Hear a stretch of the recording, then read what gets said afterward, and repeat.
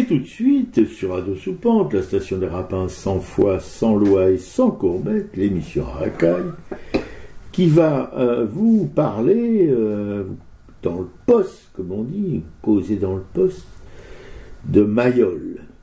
Nous avons, ma camarade et moi, visité l'expo Mayol à Orsay, c'était vendredi. C'était mardi dernier. Ah, mardi dernier. Déjà mardi dernier. Si loin. Voilà. Ma camarade est fan de Orsay, moi un peu moins. Pas pour des raisons artistiques, pour des raisons d'élitisme d'Orsay vis-à-vis des classes populaires. Ouais. Mais bon, c'est assez impressionnant comme expo. Il y a beaucoup de choses à regarder, il y a beaucoup de volumes magnifiques.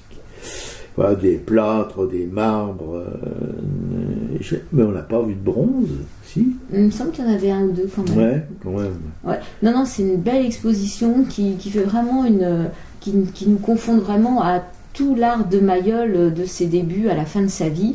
Donc là, je vais commencer par raconter un petit peu sa bio, comme j'aime bien le faire, puis je pense qu'on va intervenir peut-être au fur et à mesure, on verra. Donc Aristide Mayol, lui, il est né en 1861 à Banyuls-sur-Mer. Donc son père est un négociant en drap, et lui est l'avant-dernier de 5 enfants. Et donc dès son plus jeune âge, c'est sa tante Lucie qui va se charger de son éducation dans cette maison rose d'ailleurs qu'il a peinte. On a vu un tableau qui la représentait. Et cette tante Lucie, c'est une femme qui est aimante, qui est attentionnée et qui va l'encourager dans la vie. Alors Mayol, lui, depuis tout petit, il souhaite devenir artiste et il comprend au bout d'un moment qu'il doit monter à Paris. Il va d'abord suivre des cours à Perpignan, mais bon, il comprend qu'il faut monter à Paris pour aller se former. Et donc la tante freine des cas de fer et finalement, au bout de 2 ans, elle lâche l'affaire. Donc Mayol, en 1882, va vouloir s'inscrire à l'École nationale des beaux-arts. Ça va pas être si simple, il va faire 3 tentatives de concours et il mettra du temps pour rentrer comme Rodin. Apparemment, j'ai découvert que Rodin avait eu ce même parcours par rapport aux Beaux-Arts. Et d'ailleurs, il y a une anecdote assez drôle, c'est que pendant ces années-là, en fait, il va réussir à rentrer quand même, suivre les cours un peu en auditeur libre. Alors il repère les étudiants, et les étudiants, il s'aperçoit qu'ils font des pauses, ils vont au café, ils sortent avec leur chapeau sous le bras. Donc lui, en fait, va faire comme eux, il va imiter un peu ses étudiants, et donc il va se faufiler après dans les Beaux-Arts pour suivre des cours comme ça. Donc il s'inscrit au cours de dessin de Louis-Léon Gérôme, mais en fait, cette instruction des beaux-arts ne lui plaît pas. En fait, c'est trop académique, ça lui plaît pas. Et en fait, sa tante Lucie, donc, qui avait accepté qu'il monte, l'aide, elle lui envoie 20 francs par mois et elle va le faire jusqu'à ce qu'il puisse être sorti d'affaires quand même. Il va rencontrer Antoine Bourdelle, avec qui il aura de la sympathie d'ailleurs, qui pourra même l'aider quand il a des difficultés financières. Et comme l'enseignement des beaux-arts lui plaît pas, qu'il le trouve trop pompier, il va passer beaucoup de temps au Louvre, comme tous les artistes dont on parle. Ce Louvre, c'est quand même une ouverture incroyable. C'était. Oui, c'était. Et je pense qu'on rentrait beaucoup plus facilement à l'époque au Louvre qu'aujourd'hui, quoi. Et donc il va errer au Louvre des heures et des heures. Voilà. Et donc il a une peinture qui est influencée par ses contemporains. Il admire Pierre Puvis de Chavannes. Il rejoint le groupe des Nabis. Il va côtoyer Bonnard, Vuillard, Maurice Denis. Et il rencontre Paul Gauguin en 1892, et cette rencontre est décisive pour lui. Ce Gauguin, en fait, est quand même quelqu'un qu'on remarque à cette époque-là. Et Gauguin s'intéresse vraiment au travail de Mayol. Donc Gauguin fait de la céramique à ce moment, Mayol va faire de la céramique, il va faire de la tapisserie. La tapisserie, c'est quand il découvre la Dame à la licorne au musée de Cluny, et là, directement, il va ouvrir un atelier de tissage dans son village natal, et là, il va rencontrer Clotilde Narcisse. Clotilde Narcisse est tisseuse, et en fait, ils vont se rapprocher, ils vont vivre ensemble, ils vont se marier, ils auront un fils qui s'appelle Lucien. Donc Clotilde sera sa compagne et sera aussi son premier modèle en sculpture. Un modèle qu'elle va poser pendant une dizaine d'années pour lui. Et on raconte même qu'il aime bien même la croquer un peu à son insu pour prendre des petits mouvements comme ça de corps. Enfin voilà, c'est vraiment quelqu'un qui va énormément l'inspirer. Et en 1902, il va faire une première exposition à la galerie Vollard. Et ce qu'aime Ambroise Vollard, ce sont ces petites statuettes. On en a vu dans une des salles, elles sont toutes mignonnes, ces petites statuettes. Et Mayol installe son atelier à Marly-le-Roi, donc en région parisienne. Il va trouver un mécène, et ça va être ce qui va faire un peu basculer, c'est le comte Harry Kessler, qui est un collectionneur allemand, qui va devenir son mécène durant toute sa carrière, et qui va lui commander, il avait déjà fait cette sculpture Méditerranée, donc c'est sa femme Clotilde qui avait posé, et donc le comte Kessler va lui commander une version en pierre de cette Méditerranée. Et là, dès 1905, il reçoit des commandes qui sont prouvées au public. Il y a un monument qui est le monument à Louis-Auguste Blanqui, cet homme qui a passé la moitié de sa vie enfermé. Donc, en prison. Ouais, en prison, justement. Et donc Mayol va représenter ce Blanqui, ce monument, ça s'appelle l'Action enchaînée. Et on l'a vu à l'exposition, c'est une femme puissante qui effectivement qui est prise, qui est enchaînée, qui a des entraves, et donc ça représente Blanqui. Et d'ailleurs, ce qu'on pourra constater, c'est que quand Mayol fait un monument en hommage à quelqu'un, c'est toujours une femme. Oui. Oui. On pourrait dire que c'est une espèce d'obsession. Alors, faut préciser que cette action enchaînée, qui était quand même assez inédite à ce moment-là, a provoqué un scandale. C'est étonnant. De même pour l'hommage à Cézanne qui avait été commandé en 1912 par Aix-en-Provence, où là Mayol s'est aussi inspiré d'un nu féminin et les commanditaires ont carrément refusé l'œuvre, quoi. Alors entre-temps, en 1911, oui, alors ça c'est aussi des anecdotes que j'aime beaucoup, c'est Mayol était un inventeur, était un artisan, il fourmillait d'envie, d'idées, il aimait bien pouvoir tout faire, et donc je crois un jour c'est Matisse qui arrive chez lui et qui le voit en train de mâchonner quelque chose. Et en fait il est en train de mâchonner un tissu à base de fibres de lin, et il explique que voilà, ce qu'il veut c'est faire lui-même son papier.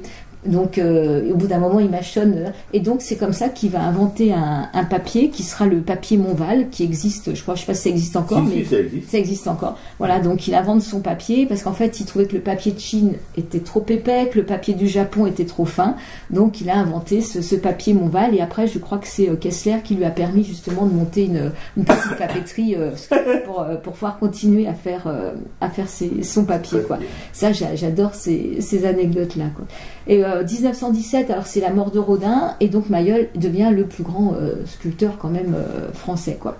Et dans les années 1930, alors il continue à réaliser des grandes sculptures. Il va faire un monument à Debussy. Et là, il cherche une inspiration nouvelle. Bon, sa femme Clotilde veut plus poser pour lui, il fait poser des femmes qui travaillent chez lui, hein.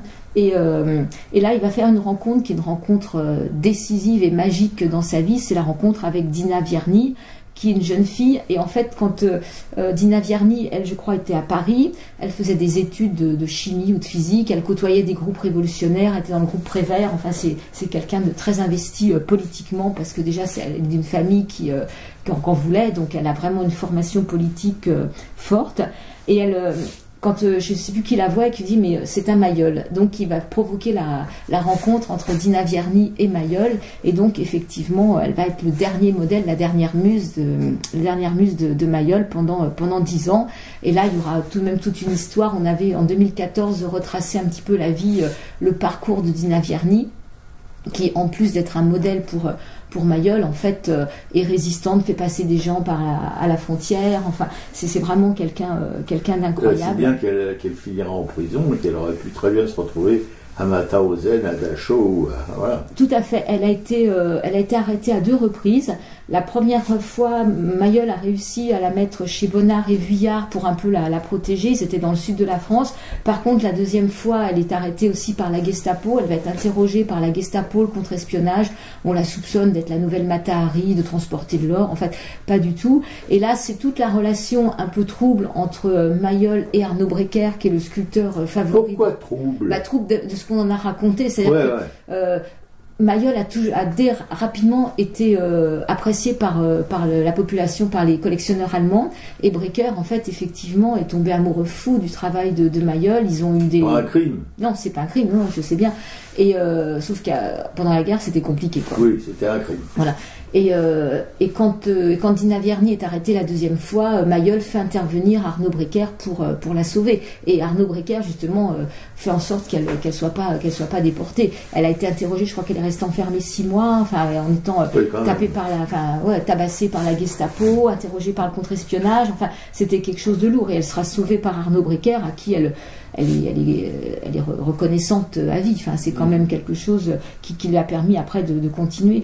Et donc arrive la fin de la guerre, et Mayol va mourir. Elle, c'est la libération de Paris. Elle monte à Paris participer à la libération de Paris, et Mayol rend visite à Dufy, et il meurt d'un accident de voiture. Et en fait, Dina Vierny avait promis à Mayol d'être là pour ses derniers moments, de lui fermer les yeux. Enfin, et Mayol, en fait, ne savait pas du tout où était ce qui s'était passé pour elle. Elle aurait pu être encore arrêtée. Enfin, elle prenait quand même en permanence des risques. Donc elle reviendra après, donc dans ce sud, parce qu'il a vécu vraiment la dernière partie de sa vie dans cette campagne du sud. Catalane, voilà. Et donc elle promet de faire vivre son œuvre. Ce qui va se passer, c'est qu'elle va consacrer toute sa vie à faire vivre l'œuvre de Mayol. Donc il y a un musée qui va être ouvert à Bagnols-sur-Mer. À Paris, il y aura un musée Mayol. Elle aussi ouvrira une galerie, parce qu'elle était férue d'art. En fait, c'est quelqu'un de très très cultivé, quoi. Donc voilà, c'est vraiment une vie. Enfin, c'est une belle rencontre. Enfin, c'est très touchant. Là, moi, j'ai lu ses mémoires, Histoire de ma vie, la Dina Vierny, et elle raconte justement tout ce travail. En plus, elle met en valeur, elle raconte comment Mayol travaillait, et ça, c'est quelque chose qui est fort quand on lit, on sent tout ce travail, comment Mayol consacrait tout son temps à ce qu'il voulait mettre dans ses sculptures, ce qu'il appelait l'impalpable, ses sculptures silencieuses, enfin, voilà, donc tout ça, c'est bien, quoi. Et dans l'entre-deux-guerres, en fait, voilà, il a continué à travailler, il a fait des monuments aux morts. Donc lui, l'entre-deux-guerres 14 et 40. Ouais, voilà, lui, il n'a pas arrêté de travailler, quoi. Oui, bah, on est là dans la série des artistes considérés comme des grands artistes, voilà, des artistes majeurs. C'est des gens qui sont des bêtes de boulot, quoi. Ils n'arrêtent pas, ils sont toujours. Voilà, Mayol. Mayol, le truc un peu différent avec Mayol, c'est que c'est un fou de boulot, de travail, il n'arrête pas, mais c'est aussi en même temps quelqu'un qui s'intéresse à tellement de techniques artistiques, voilà, il fait son papier, il trouve des combines pour ses sculptures, etc. C'est lui qui disait déjà en 1900, c'est ce que tu m'as raconté tout à l'heure, je trouve que c'est une anecdote assez significative, qui se désespérait déjà en 1900 que les ouvriers n'étaient plus aussi compétents que les ouvriers des générations précédentes. Ouais, qu'est-ce qu'il dirait maintenant? Ouais, c'est ce que je veux. Mais sans jeter la pierre aux ouvriers, c'est-à-dire que... Ah, pas du tout, oui. Pour lui, si vous voulez, un ouvrier, ça devait être... il devait connaître son métier à la perfection, ça devait... Voilà, il mettait comme lui connaissait son métier à la perfection. Voilà, il ne pouvait pas comprendre qu'on puisse faire un métier sans connaître toutes les implications et toutes les applications. Voilà.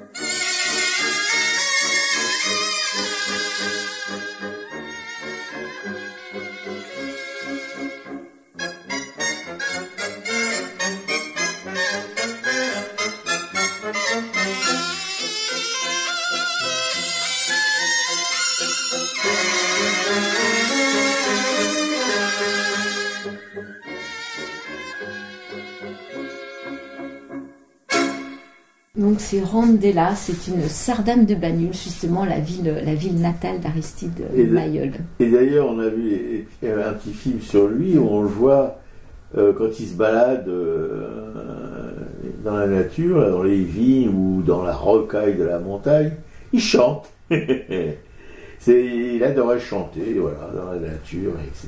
Ouais, c'était un amoureux fou de la nature. Apparemment, il connaissait aussi toutes les plantes. Donc, Dina Vierny raconte que quand ils étaient dans le sud, ils ramassaient des racines, ils faisaient cuire des tas de choses. Enfin, donc c'était un jardinier. Il aimait, on le voit là, même les femmes le saluent quand il se promène. Il fait toute sa petite promenade. Et il se parle évidemment en catalan.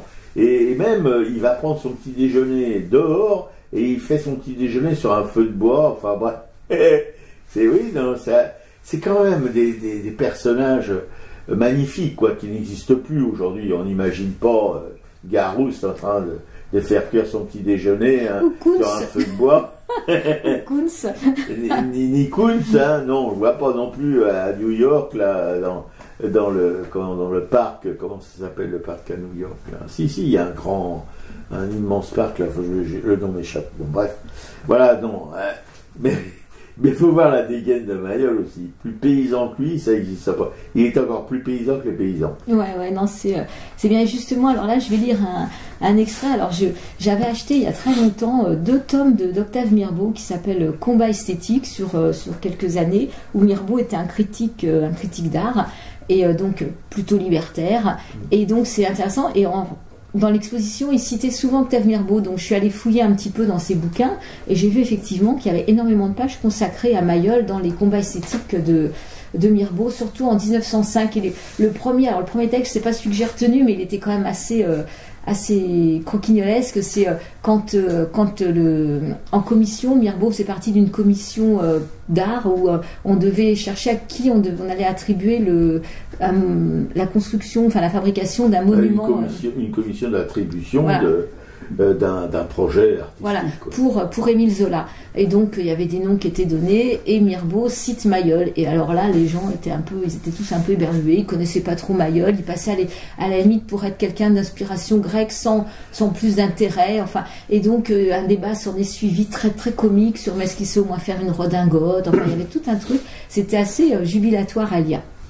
C'est parce que j'ai retenu un autre passage où là il fait carrément une espèce de bio sur Mailleul. En 1905, c'est paru dans un journal qui s'appelait La Revue, et donc il parle justement de cet amour de Mailleul pour le travail, pour la simplicité, pour les matériaux. Enfin, et donc là, justement, c'est ce que tu disais tout à l'heure, il parle des ouvriers en disant que bon, il regrette un peu ce monde qui bouge et des ouvriers qui deviennent moins compétents. Alors voilà ce qu'il dit. Ils sont morts, c'est entendu, ainsi le veut le progrès. Mais on dira tout ce qu'on voudra, ce que le progrès ne veut pas, ce que je n'admets absolument point, c'est qu'un sculpteur, par exemple, puisse se vanter d'être un artiste complet s'il n'est d'abord, avant tout, un parfait ouvrier manuel, c'est-à-dire un dompteur de la matière. Évidemment, c'est très bien de modeler sa terre, et une fois modelée, de la confier au bonhomme qui la cuit dans son four, au fondeur qui la fond en bronze.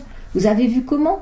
Au mouleur qui la moule en plate. Mais c'est mieux, je vous en réponds, de tailler sa figure bravement, soi-même, à même le boc de pierre ou de marbre. Or, aucun ne le fait, aucun ne sait le faire. Et il faut que ce soit une femme, mademoiselle Claudel, qui leur donne à tous, de temps en temps, cet exemple magnifique que personne ne suit d'ailleurs. C'est fou, disent-ils, et à quoi bon? Mais c'est la santé, la noblesse, la grandeur de notre métier. Ils ne comprennent donc pas cette joie forte, puissante, grisante, créatrice, qu'un bon manche de maillet fait circuler généreusement du bras au cœur et du cœur au cerveau. Du reste, la plupart d'entre eux ne modèlent même plus. C'est fou aussi sans doute, et à quoi bon se salir les mains, à rouler sa petite boulette de terre entre les doigts, quand on peut si bien faire autrement. La force des choses veut qu'ils ne soient même plus des sculpteurs, mais de véritables entrepreneurs de sculpture. Ils accaparent les commandes de l'État, trustent les bustes, les tombeaux des grands hommes, les portraits des belles dames et les monuments publics que la générosité des départements élève à la gloire rigolote des généraux et des sénateurs. Drôle de métier tout de même. Puis, dans leurs vastes ateliers, transformant en usines, gainés de la longue blouse de toile écrue, le col ouvert, la cravate flottante, une cigarette aux lèvres, ils suivent, des divans où ils sont mollement étendus, le multiple travail de leurs élèves et des pauvres bougres de sculpteurs sans ouvrage, embauchés pour la circonstance à bas prix. Ah, c'est beau à voir. Quelquefois, ils daignent rectifier un modelé, ou bien indiquer du bout des doigts, où la fumée de la cigarette s'envole en tourbillonnant un mouvement, à quoi se reconnaîtra, s'attestera l'illustre manière du maître. Puis, la chose terminée, avec cette élégance, en avant le metteur au point, en avant le praticien, et vite un autre monument, la farce est jouée. Donc voilà, il est très critique de tous ces ateliers. Et donc Mirbeau, quand même, au bout d'un moment, lui demande est-ce que vous pouvez quand même vous passer de collaborateur, parce que c'est pas toujours possible. Et il dit qu'en fait, on n'est pas obligé de faire autant, qu'on peut aussi rester dans quelque chose de plus simple et en nombre plus modeste, quoi.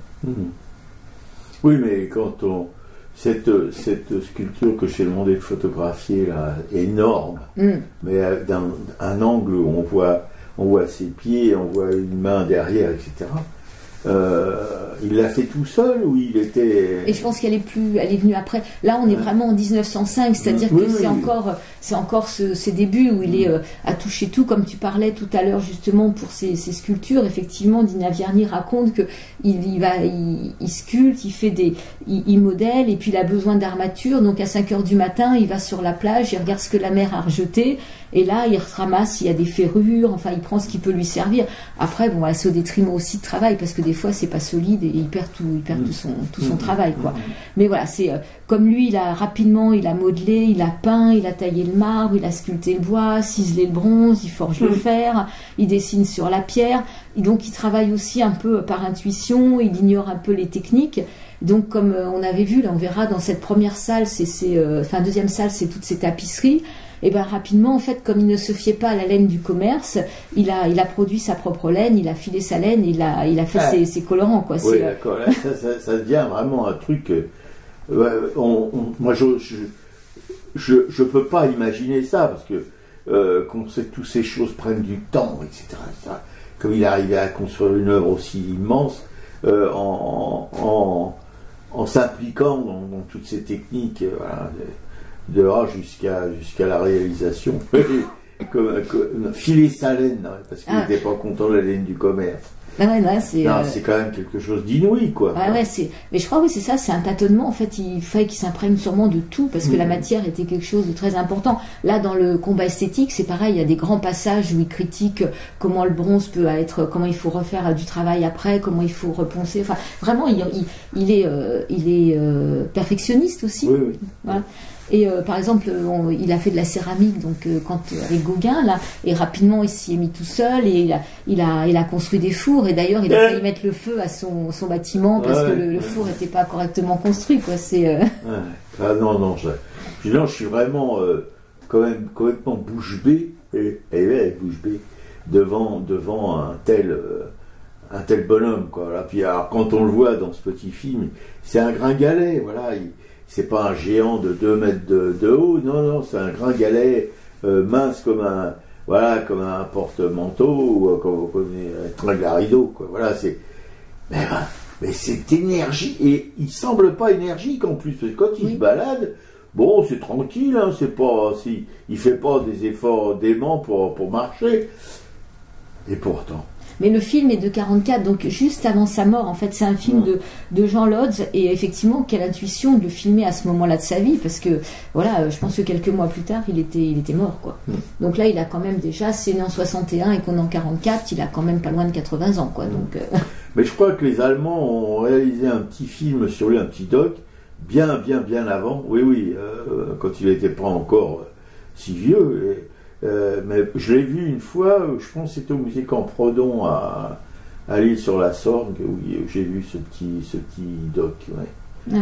Donc il y a eu plusieurs, quand même, je pense qu'il y a eu plusieurs docs qui ont été faits sur lui, mais bon, celui qu'on connaît, nous, c'est vraiment, comme dit ma camarade, peu de temps avant sa mort. Ouais. Nous, on avait vu un film qui s'appelait L'artiste et son modèle, qui était avec Jean Rochefort, donc qui citait pas ouvertement Mayol, mais qui reprenait vraiment la fin de vie de Mayol, sauf qu'il y a quelques... c'est pas tout à fait la vraie sculpture qu'il est en train de faire, mais c'est la rencontre aussi avec Dina Vierny, enfin, c'est toute cette inspiration, et ce film montre bien comment il travaille, comment il arrive à essayer de capter ce qu'il va mettre dans sa sculpture, comment il va arriver à cette perfection là. Je crois que la sculpture s'appelle Harmonie, et ça a été 4 ans de sa vie, c'est vraiment les dernières années où il a travaillé comme ça, quoi. Oui. Non, ça c'est... Puis la sculpture, c'est un métier quand même très dur, pas les sculpteurs qu'évoquait ma camarade, qui sont allongés sur leur divan et puis qui dictent leur volonté à des grouillots. Non, mais un sculpteur, ça me fait penser un peu à Michel-Ange. C'est un petit peu le même ascétisme, le même éclectisme aussi, parce que Mayol aussi était capable d'écrire, était capable de faire plein de choses, comme le faisait Michel-Ange, en quelque sorte. Et Mayol, là, c'est pareil sur ce que raconte Dina Vierny, en fait, elle dit que c'est l'avant-garde de Paris et celle de Berlin qui ont reconnu la modernité qu'apportait Mayol dans la statuaire, et qu'il a eu des disciples, donc des disciples comme Henri Laurence, Jean Arp, Henry Moore, Zadkine, et que Jean Pas des petits, hein. Non, et que Jean Arp lui a dit qu'il commençait à sculpter en sortant d'une exposition des œuvres de Mayol, que Henry Moore voulait faire une exposition dans le musée Mayol, alors qu'il était encore dans les gravats, et qu'il voulait montrer son œuvre dans la cour sur les pavés de Louis XIV, et qu'ils étaient d'accord, et malheureusement Henry Moore est mort avant que ça puisse être réalisé. Et quand il était jeune homme, il était venu à Paris, qu'il était à Marly pour voir Mayol, et il n'a même pas eu le courage, il n'a pas osé frapper chez l'artiste, tellement je pense c'était admiratif de cet artiste.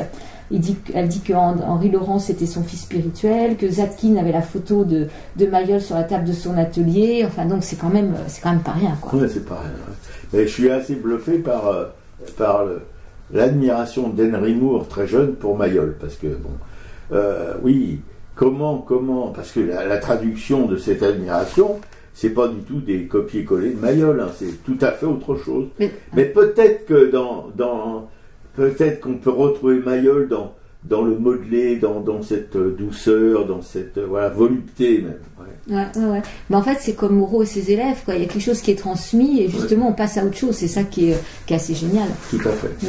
Et le drame justement apparemment de Mayol, enfin le drame ou pas, j'en sais rien, c'est qu'il écrivait pas. Donc là, ce que raconte Mirbeau, c'est il a entendu de la bouche de Mayol, donc il l'a traduit.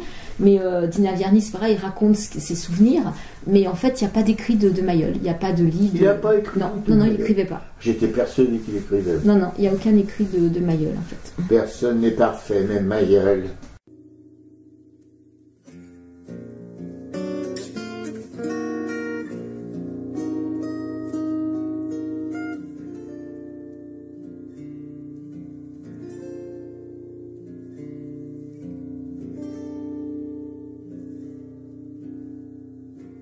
Petit, voici l'heure des fruits mûrs, combien sont morts contre ces murs, jetés aux chiens les confitures qui ont endeuillé leurs chemises. On a crié, plus rien ne bouge, mais sous les gouttelettes rouges, un sculpteur a posé sa gouge, espérant que le vent l'aiguise. Depuis d'automne en mois de mai, au milieu des noyaux mornés, une vieille douille a germé comme un affront à la bêtise. Éclos d'une balle rouillée, au ciel il fuse un cerisier qui dit je fus un fusillé, je témoigne des saisons grises. Qui dit petit, je suis témoin, prends mes racines de fusain et trace de tes propres mains la promesse de mes cerises. Prends la force que je te tends, je suis le clément d'un instant, je suis le gisant qui attend que la sève et l'amour irisent.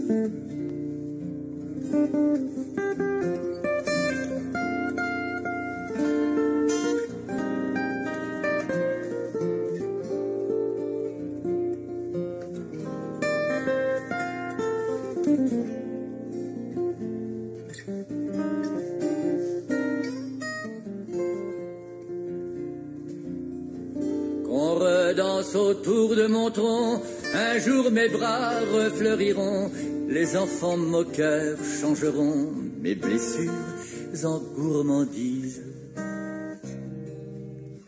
Et le sculpteur en s'endormant à l'ombre de son monument rêve dans un sourire gourmand qu'il a barbouillé sa chemise.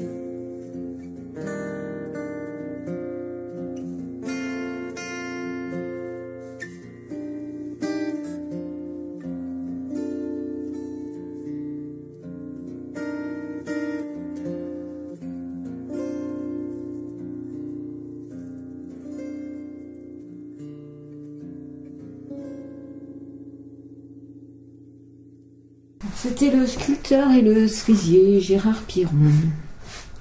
Et tout de suite, sur Radio Soupente, on s'achemine tout doucement vers le Happy End.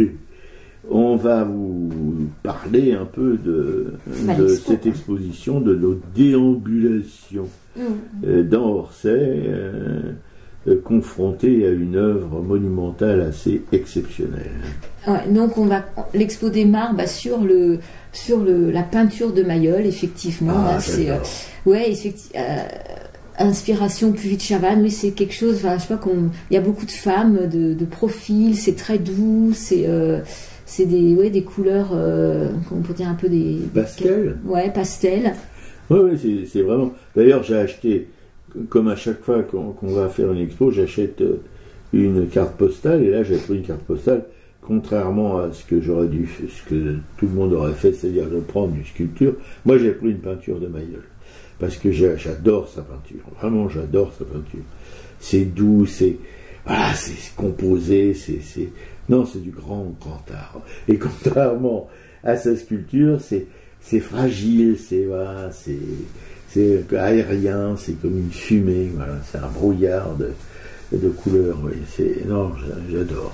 Ouais, en fait, il a eu des commandes. C'est un sculpteur qui s'appelait Gabriel Faraille qui faisait poser ses filles, justement, il voulait des portraits de ses filles. Donc, ce sont des filles quand même issues de la bourgeoisie, qui ont un port. Et donc, oui, il est peint de profil avec des chapeaux, des grandes robes. Et d'ailleurs, c'est un dessinateur exceptionnel. On a vu des dessins, mais magnifiques, à la pierre noire, avec des roses blancs, etc. C'est extraordinaire. Mais il dessinait tout le temps. Il avait un carnet de dessin, il se promenait, il dessinait tout ce qu'il voyait, que ce soit les feuilles d'arbres, que ce soit la rivière, que ce soit les animaux. Et après, il devait retenir, je sais pas, un mouvement, une courbe. Il réutilisait ses dessins pour s'inspirer, quoi. Ouais. Donc moi j'ai découvert donc oui cette peinture de Mayol. Par contre toi tu disais qu'il avait fait aussi des paysages, là il y en avait pas. Ouais, un copain quand je travaillais dans la presse, un copain photographe, Pierre, je ne veux pas dire son nom parce que bon ça pourrait peut-être le gêner, mais qui avait parce que sa famille était amie avec Mayol, ils étaient donc dans les mêmes dans le même lieu là où Mayol était en Catalogne. Et alors je ne sais pas dans quelles circonstances, je m'en souviens plus, mais mon Pierrot s'est retrouvé avec une dizaine de Mayol, de paysages de Mayol dans son appartement. À ce moment-là, il habitait à Fontenay-sous-Bois, là, dans un immeuble. Il avait un appartement un peu curieux. Voilà, moi, évidemment, j'étais complètement sidéré. Et j'ai pas quand même, j'avais des pulsions pour peut-être lui en chourer un ou deux, mais j'ai pas été au bout voilà, bref. Mais c'était magnifique, c'était une peinture, mais vraiment, c'est là que je suis tombé amoureux de Mayol. Ouais. Donc il y avait donc ces peintures. Après la seconde salle, c'est tout son travail de céramiste et de broderie, avec des cartons et le travail finalisé justement de broderie, avec des concerts de femmes. Enfin, on voit tout ce travail à l'aiguille, et c'est là donc qu'il va rencontrer sa future compagne. Et c'est pareil, c'est vraiment magnifique. Enfin, voilà. Et il avait rencontré, il connaissait Édouard Vuillard, et grâce à Vuillard, il a rencontré une princesse qui s'appelait Hélène Bibesco, qui a été sa première mécène et qui l'a encouragé à continuer, donc qui lui a acheté beaucoup de son travail de broderie. Il a fait des tentures murales, il a fait des garnitures de sièges, des écrans de cheminée. Voilà, et dans cette salle, on voit effectivement aussi ces céramiques. Donc il y a une fontaine, il y a des vases, enfin, et on voit également, il aime bien travailler le bois sur des petits volumes, sur des petits formats. Du bois de fruitier, c'est-à-dire que c'est du bois debout parce que on voit bien la tranche, le tronc a été tranché, voilà, et c'est du bois debout, et c'est magnifique, hein, il y a du cerisier, il y a du tilleul, je crois, enfin bon, ben voilà. Non, moi à chaque fois qu'on voit des grands comme ça, des grands mais tout simples, voilà, c'est pas le mec qui était dans son canapé en train de dire à ses grouillots faites ceci, faites cela, ce qui doit être le cas de Kunz d'ailleurs, hein. Mais bon, non, c'est quelqu'un qui était au charbon en permanence, voilà, hein, dans le dépouillement total, enfin, son petit atelier dans la montagnette là, catalane, c'est un bijou de modestie et de couleur aussi, parce qu'il y avait des volets bleus, etc. Une petite terrasse où il devait prendre. Ben, moi, voilà, qu'on me refile un petit cabanon comme ça, et puis je finirai mes jours tranquilles. Ouais, et il y a aussi, donc, je crois que c'est dans cette salle-là, un petit bois gravé qui représente la vague. C'est un bois gravé qu'on a déjà vu quelque part. Puis il y a une peinture aussi. Ouais, oui, une peinture aussi. Cette femme qui est au milieu des vagues, là, dont le corps est complètement pris dans le mouvement, c'est absolument magnifique. Presque, ça pourrait rappeler la vague japonaise, quoi. Ouais, mais avec un personnage dedans. Donc voilà, après il y a son travail de sculpture, donc il y a des grandes, donc ces grandes sculptures, hein, qui sont là. Après ces sculptures, on peut aussi les voir au Jardin des Tuileries, effectivement, si on veut voir que de la sculpture de Mayol, puisque Dina Vierny avait fait une donation justement, et c'est ces statues-là qui sont exposées dans le Jardin des Tuileries. Oui, mais là il y a des plâtres, parce que le Mayol, d'abord il faisait des plâtres, et puis après c'était éventuellement coulé en bronze, etc., où il taillait directement en taille directe dans le marbre ou dans le marbre. J'ai pas vu de calcaire, enfin dans le marbre, voilà. Donc c'était un vrai sculpteur. Alors, comment on peut dire vrai ou faux sculpteur?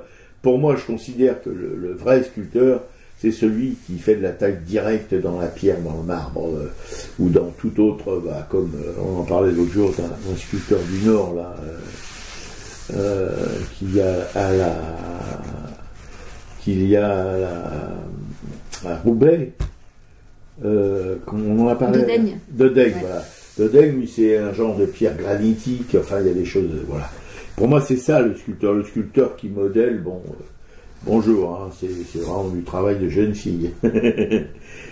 sans critiquer les jeunes filles, hein, mais bon, voilà. Et Mayol, il maîtrisait la taille directe, il maîtrisait le modelage, et il y a une sculpture gigantesque donc dans cette exposition Mayol. C'est en plâtre, et il travaillait, on le voit dans un petit film, je ne sais pas dans quel petit film on a vu ça, il a un petit bol, et il a son plâtre dedans, et une petite spatule, et splosh, il construit son truc, mais c'est hallucinant. Et on voit d'ailleurs, sur ce grand plâtre, là, on voit les traces de spatule et qu'on peut revoir après s'il est fondu en bronze. Ouais, il y a toutes ces grandes... il y a toutes ces grandes sculptures qui sont quand même connues. Donc il y a cette action enchaînée, donc qui est le monument pour Auguste Blanqui. Il y a un monument à Cézanne, où là aussi c'est une femme, qui est donc ce que je disais tout à l'heure. Il y a ces monuments aux morts. Il y a Méditerranée, une de ses premières sculptures. La dernière, je crois que c'est donc Harmonie. Et donc toutes ces sculptures, on les retrouve. Mais ce qu'on voit aussi, c'est ce qu'on voit pas habituellement. C'est on voit pas mal de, comme tu disais, de dessins. On voit comment il a croqué son épouse Clotilde. Oui, mais il y a plein de carrés de croquis en même temps. Ouais, ça c'est ça qui est intéressant aussi, c'est de voir tout ça. Il a peint des baigneuses, des lavandières.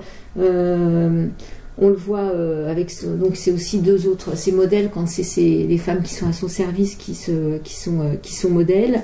Il y a une petite salle qui est consacrée à Mayol et l'Allemagne, justement, qui explique un petit peu tout ce mécénat par le comte Kessler, comment Arnaud Breker donc a adoré le travail de Mayol.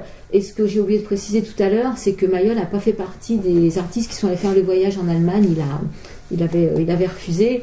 Bon, par contre, quand Arnaud Breker a exposé à Paris, il est allé au vernissage de l'exposition. En fait, il avait envie de retrouver son atelier aussi de Marly Leroy, qu'il n'avait pas vu depuis longtemps. C'était un peu le prétexte. Voilà, et ça lui a été reproché. C'était en 1942, quoi. Alors, il y a une sculpture, je ne sais pas comment elle s'appelle, mais qui est presque une gageure, quoi, de sculpteur qui semble complètement flotter dans l'air, dans une position assez improbable. La rivière. Ah non, ça doit être la rivière, je pense. Ouais, c'est bien possible. Ouais. Alors en fait, ce qu'on n'a pas précisé non plus, c'est que Mayol après n'habitait pas à Banyuls, hein, il avait une métairie dans l'arrière-pays, et c'est là qu'on le voit filmer, et c'est là justement que Dina Vierny va travailler avec lui. C'est là qu'elle va faire passer la frontière espagnole. Et elle dit aussi que c'est à ce moment-là qu'il peut se remettre aussi, qu'il n'avait jamais arrêté la peinture, même si nous après on a pu entendre trop parler de la peinture de Mayol, qui continue à peindre, et que justement là c'était un petit peu à l'écart du monde, donc elle pouvait poser tranquillement. Oui, tout à fait. Voilà, oui, on est ressorti de cette exposition vraiment avec la tête comme un compteur à gaz. Enfin pour moi en tout cas, je suis toujours un peu. Mais pour une fois, j'ai marché au rythme de ma camarade. Je n'ai pas cavalé à 3 km devant. C'est vrai. Et moi, je ne l'ai pas trouvé trop longue, justement, cette exposition. Je n'ai pas ressenti ce que j'avais ressenti chez Leroy, où on fatigue un petit peu quand même à la fin, parce qu'il y en a vraiment beaucoup. Là, ça passe bien. En plus, la scénographie est intéressante. Enfin, il y a des salles, puis après, il y a toutes ces sculptures qui sont en milieu de salle et tout. Voilà. Alors, par contre, à déconseiller le mardi, parce que le mardi, les grands musées sont fermés, Orsay est ouvert, donc il y a énormément de monde. Donc plutôt choisir un autre jour, quoi. Oui, un autre jour, et puis voilà, on va pas en tartiner pendant des jours et des jours. Mais en tout cas, pour ceux, moi je redécouvre une fois de plus Mayol, j'arrête pas de le redécouvrir, hein, et j'espère que je le redécouvrirai encore certaines de fois, parce que c'est quelqu'un qui est tellement hors sol, si on peut dire ça comme ça. C'est ce que malgré la force de son travail, c'est quelqu'un qui n'est pas. On se demande si c'est vraiment un être humain ou quelqu'un qui vient d'ailleurs, parce que pour arriver à assumer une œuvre aussi gigantesque, quand on est si physiquement si frêle, il y a un truc. Des îles, j'en ai vu, oui, j'en ai vu, des îles, des vraies merveilles, au paradis pareil. Femme nue, toute nue, moi j'aime mieux ton île. Femme nue, toute nue, oui l'île de ton lit. Des collines dorées, sous les nues qui s'enchantent. J'en ai vu, dessous les cieux immenses. Femme nue, toute nue, moi j'aime mieux tes hanches qui dansent, qui balancent. Femme nue, toute nue. Certains s'en vont chercher bien loin le bout du monde. Certains s'en vont rêver sur des mers vagabondes. Femme nue, toute nue, dans tes bras je voyage. Femme nue, toute nue, vers de fameux rivages. Sur le sable fin de la plage, ou dans la rivière de l'été, dans l'ombre fraîche des feuillages, ma jolie baigneuse inspirée. Je te vois nue sous la cascade, ruisselante sur les rochers. Je te vois nue qui te balade sur la route de mes pensées. Des femmes j'en ai vu, oui, oui, oui, des statues, des peintures, des merveilles, aux chefs-d'œuvre pareils. Femme nue, toute nue, moi je t'aime vivante. Femme nue, toute nue, ta nudité m'enchante. Femme nue, toute nue, ton corps est un poème. Femme nue, toute nue, tu m'as compris, je t'aime. Voici mon âme à nu, femme, femme que j'aime. Voici mon âme nue, femme, femme inconnue.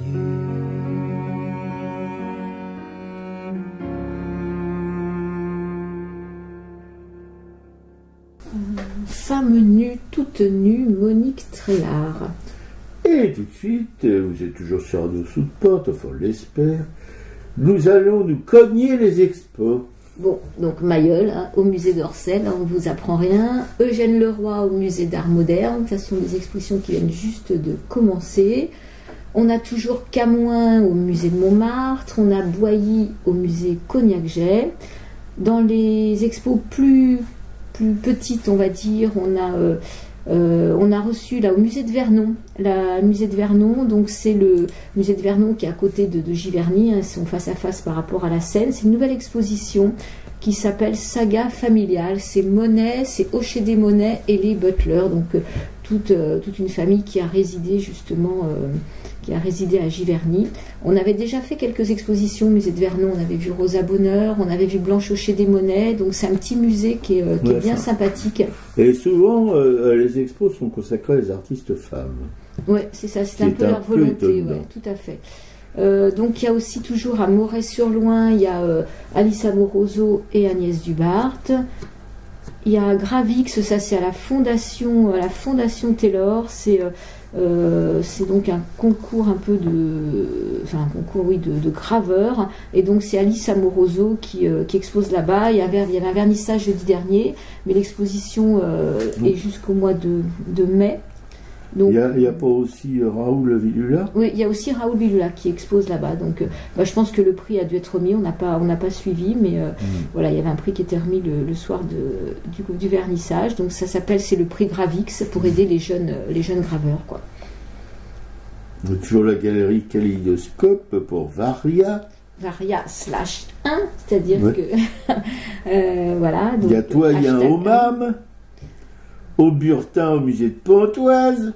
Voilà, qu'on n'a pas fait encore. Hein, la galerie Espace d'Art Chailloux à Fresnes, des dessins. Oui, alors ça, moi, on ne connaît pas du tout cette galerie, mais toi, tu reçois des... Oui, je reçois depuis longtemps, je reçois des avis. Et puis, bon, ben là, j'ai dit quand même, il faut quand même... Vous avez bien fait de persévérer, les mecs, voilà, oui. Voilà, bah, c'est du 21 mai, c'est pas tout de suite, hein, c'est du 21 mai au 16 juillet, ça s'appelle Dessin 2, et donc là, ils sont 7 artistes à exposer leur... Il y a Albert et Delphette au Petit Palais, hein. Bon, là, faut pas l'oublier non plus, ça. Ouais. Sergio Birga à la galerie. Non, c'est fini. Il n'y est plus, ça y est, c'est fini. C'était jusqu'à la fin avril, ouais, c'est fini. Il y a Gaudi au musée d'Orsay aussi. Ouais. Voilà, donc il y a de quoi faire. Hein. On est dans un moment riche en propositions. Voilà. Et nous allons ensuite tomber sur une ligne nouvelle de films et de lecture que ma camarade remplit elle toute seule. Non, pas du tout. Moi, j'ai commencé, j'ai pas encore terminé. J'ai l'Asphyxie de Violette Leduc. Alors, Violette Leduc, hein, c'est une romancière française qui a une œuvre qui est principalement autobiographique, qui se définirait, je pense qu'on peut définir comme bisexuelle, qui raconte un peu toute sa vie, qui a été, son premier livre c'était La Bâtarde, donc c'était un enfant de sa maman et d'un maître de maison, donc elle raconte un peu tout ça, et elle a été soutenue en fait par Simone de Beauvoir qui l'a aidée à se faire éditer, donc maintenant elle est vraiment reconnue, c'est un artiste reconnu, et donc l'Asphyxie c'est un peu l'atmosphère dans laquelle elle vit quand elle est jeune, quoi, son rapport à sa maman qui refuse de lui donner la main, le regard que sa mère porte sur elle. Méchante. Donc c'est l'Asphyxie. Et donc j'ai lu aussi les Dina Vierny, qui c'est l'histoire de sa vie. Histoire de ma vie, rencontre à raconter à Alain Jaubert. C'est Gallimard, témoin de l'art. Je l'avais déjà emprunté en 2014, quand on avait parlé de Dina Vierny, et je retombe dedans avec bonheur. Et moi j'avais mis plongée. Ouais. Voilà. Les films, moi j'ai rien vu. Moi non plus. Parce que ce que je vois, je dis c'est pas racontable. T'as pas regardé? Il y avait un doc sur le Rwanda qui avait l'air très intéressant sur Arte. Ah non, j'ai oublié de le regarder. Parce que comme tu m'as dit que tu voudrais pas le regarder, parce que c'est trop horrible, et certainement que ça m'a empêché de le regarder. C'est dommage parce que non, mais j'ai loupé plusieurs docs comme ça, mais en replay, il doit exister, non? Non, il n'était pas en replay. Ah si, ça y est, il est en replay. Bon voilà, super. Donc super, je sais pas, parce que c'est réalisé par un musicien qui s'appelle Gaël Faye, donc qui est franco-rwandais, qui fait un boulot de chant extraordinaire. Et donc c'est un recueil de témoignages de ces femmes qui étaient des femmes Tutsis et qui racontent comment elles étaient dans les camps de réfugiés et comment les soldats qui étaient censés les protéger, les soldats d'opération turquoise, les soldats français, en fait, les violettes tous les soirs. Ouais. Donc c'est le témoignage de ces femmes. Oui, tu pourras me le mettre sur mon ordi. Alors bien sûr, autant dire que l'armée française récuse toute accusation. Elle récuse même pas, elle répond pas aux journalistes qui la questionnent. Mieux. 3 femmes ont déposé plainte en 2004 et 2012, et bien sûr tout ça est au point mort aujourd'hui. Ouais. Bon, voilà, c'est tout à fait. Voilà. Et vous êtes toujours sur Radio Soupant, la station de Rapin 100 fois sans louer 5 urbaines, et mettant du bien garni, toute pourrite, et diffusant sur internet à racaille.fr. Et nous saluons nos amanches, attention de ne pas sauter de ligne, que je m'écris pour ne pas l'oublier, Claude et André de la Nation, Karine de Montigny, Claude et William, alors voyons de Brest. Ah non, Roberto va pas faire ce coup-là. Claude et William, nos potes de Brest, qu'on aime toujours, on leur fait des gros puteux, hein. Jean-Paul Souraz, un peintre de Schnorr de Cul de Kerbranche dans la banlieue de Dunkerque, mais un grand de chez grand, un grand peintre de Schnorr. Claudine, une copine à ma camarade de Pitiécou, Corinne, Joël, Emmanuel et Fredo, qui ont fait la bamboula avec ma copine, et puis d'autres encore. C'était samedi? Oui. Oui, voilà. Donc elle est encore un petit peu flottante. Non, c'est vendredi soir. C'est l'anniversaire de Fredo. Il faut bien encore une semaine pour que ça se remette en place, tout ça. Parce que quand ils se rencontrent, ceux-là, je vais vous dire, hein, c'est pas triste. Hein. Juliette Planck, une graveuse de talent, un grand talent, qui est en relégation à Rochefort-sur-Mer, et qui anime une émission sur Radio Bigaille, tous les 15 jours, c'est ça? Voilà. Je vous conseille, vous pouvez trouver le lien de Radio Bigaille sur notre blog, hein, il y a les choses qu'on peut respirer, là, voilà. Marie-Christine Beillet, alors on a des graveurs. Marie-Christine Beillet, une graveuse sévenole maintenant, avant elle était gardoise, qu'on adore aussi. On aimerait bien avoir de ses nouvelles, entre tout soit dit. Clément, qui grave sur tout ce qui bouge, le Vincent Van Gogh de la gravure. Agnès Dubarbe, on vous en a parlé, une graveuse aussi qu'on a connue à Lille, et puis qui depuis a bourlingué, maintenant elle se retrouve en Bretagne Sud. Voilà, après elle est allée en Ariège. Thierry Morciot, qui bouge pour lui, là, à Bruxelles, c'est un grand graveur belge de Bruxelles, qu'on adore. Enfin, on adore son travail, en tout cas. Puis lui, il est très très gentil. Alice Amoroso, bah, vous savez, c'est notre petit prodige. Elle en a sous le capot. Hein. Raoul, son pote Raoul Villula, qui est aussi, on a sous le capot. Hein. Colette, Jacqueline et Nicole, 3 femmes d'artistes dont les compagnons ont disparu, rappelés dans les prairies du Grand Manitou. On leur souhaite beaucoup de courage à toutes les 3 qui se dépensent pour la mémoire de leurs hommes. Liliane et Laurence, alors maintenant c'est plus que Laurence, puisque Liliane a salué depuis la scène son public, parce que ce sont 2 auteurs, alors on dit auteur ou autrice? Comme on veut. Moi j'aime pas autrice. Bah, moi j'aime bien autrice parce que justement ça avait été supprimé je crois que c'est l'Académie française qui avait refusé ce terme, je crois, au 18e. Enfin, donc c'est un combat politique de parler d'autrice. D'accord. Bon alors, j'en étais. Liliane et Laurence, 2 auteurs féminines de polar, et ça les ménage. Qu'est-ce que c'est leur héros déjà? Victor Legris et Jérémy Nelson. Victor Legris. Alors c'est aux éditions? C'est chez 10-18. Chez 10-18. Et d'ailleurs, Malolo, elle continue à bosser toute seule et elle doit écrire. Aujourd'hui, elle devait écrire, donc j'espère qu'elle a bien bossé. Ouais. Geneviève, notre sorcière bien-aimée, qui semble rouler en ce moment. Michel Pelloal, un grand peintre aussi, qu'on aime beaucoup, enfin son travail en tout cas. Marie-Christine et Christophe, des militants chez Militant qui militent. Voilà, on n'a pas de nouvelles, bon, c'est que tout doit aller bien. Cécile, tu la sens ma 5e puissance? Oui, ma Cécile, on la sent toujours et on t'aime. La Rousse Flamboyante, qui produit 2 émissions magnifiques sur une radio ONI. José Arthur, le mélange aussi sur cette radio ONI. José Arthur, qui anime cette émission depuis 27 ans. Anne-Isabelle Roubaille, une peintre émérite de Port-Marlotte, que nous avons découvert son œuvre chez Florence Quenu, à la librairie L'Empreinte, magnifique librairie à Port-Marlotte. Elle offre ses simèses à des peintres locaux. Colette et Alain, 2 mécènes qui mécènent sérieusement. On les adore. Ben, quel artiste n'adore pas les mécènes, hein? Dites-moi un peu. Alors moi, je les adore particulièrement. Dominique Paul-Alardouin, une galériste magnifique, hélas aujourd'hui disparue, mais on chérit son souvenir, jusqu'à notre propre disparition, je suppose. Marie-Pierre, une collectionneuse aussi que j'aime beaucoup, enfin qu'on aime beaucoup, pas que moi tout seul. Surtout que quand elle fait des petites bouffes chez elle qui sont pas tristes, avec champagne, billette, ouais, je me murge. Marie Dognaud, de la galerie Kaléidoscope, une galerie vagabonde, voilà. Pourtant, Marie Dognaud n'a pas l'air d'une vagabonde, mais enfin, sa galerie est vagabonde. Il ne faut pas se fier aux apparences. Il ne faut pas se fier aux apparences. Ah ouais? C'est une super nana, Marie Dognaud. Oui, on sait que tu es amoureuse de Marie Dognaud, bon, voilà.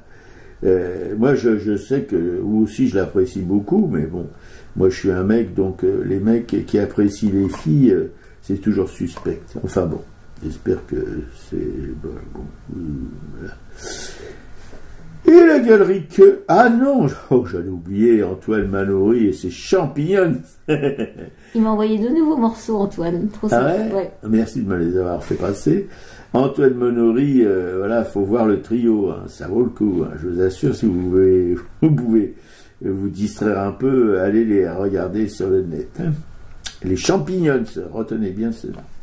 Et la galerie Carambedou de Bourg-Marlotte, Marie-Louise, une auditrice fidèle depuis toujours, et Anna, une peintre polonaise magnifique, voilà, qui est une voisine de ma camarade de combat.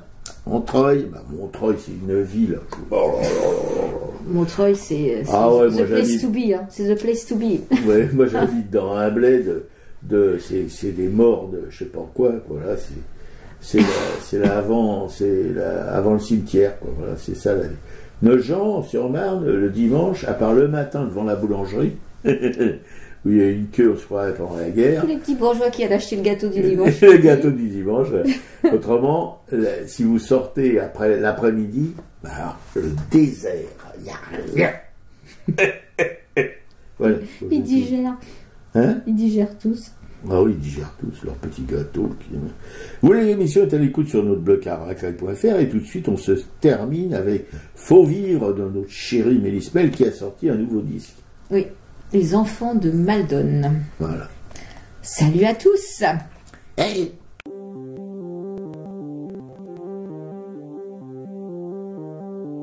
Malgré l'écran suet une néance, et pour mieux nous manger enfants, et les silences, et les boucans, faut vivre. Et bien qu'aveugle sur fond de nuit, entre les gouffres infinis, des milliards d'étoiles qui rient, faut vivre.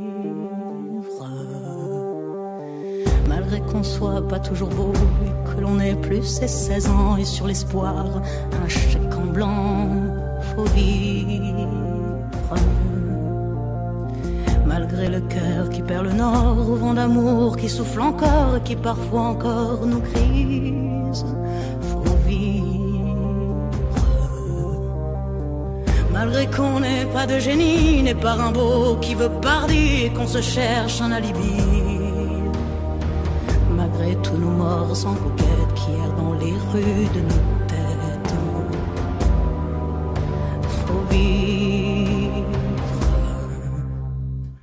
Malgré qu'on soit brave et salaud, qu'on ait des complexes à gogo et qu'on les aime, c'est ça le pire, faut vivre. Malgré l'idéal du jeune temps qui s'est usé au nerf du temps et par d'autres pris en chantant, faut vivre. Malgré qu'en se tournant vers le passé, on est effrayé de s'avouer qu'on a tout de même un peu changé, faut vivre. Malgré que l'on soit de passage, qu'on vive en fou, qu'on vive en sage, tout finira dans un naufrage, faut vivre. Malgré qu'au ciel de nos poitrines, on nous sentinelles endormies, dans un bruit d'usine gémit, le cœur aveugle qui funambule sur le fil du présent qui fuit, faut vivre. Malgré qu'on noue un enfant mort, si peu parfois remue encore comme un vieux rêve qui agonise, faut vivre. Malgré qu'on soit dans l'engrenage des notaires et des héritages où le cœur s'écœure et s'enlise, faut vivre. Malgré qu'on fasse de l'humour noir sur l'amour qui nous en fera boire jusqu'à ce qu'ils nous disent au revoir, faut vivre. Malgré qu'à tous les horizons, comme un point d'interrogation, la mort nous regarde d'un œil ivre, faut vivre. Malgré tous nos serments d'amour, tous nos mensonges jour après jour, et bien que l'on n'ait qu'une vie, une seule pour l'éternité, malgré qu'on la sache rater, faut vivre.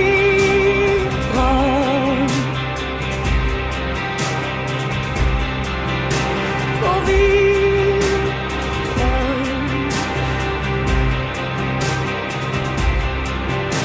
Faut vivre. Faut vivre.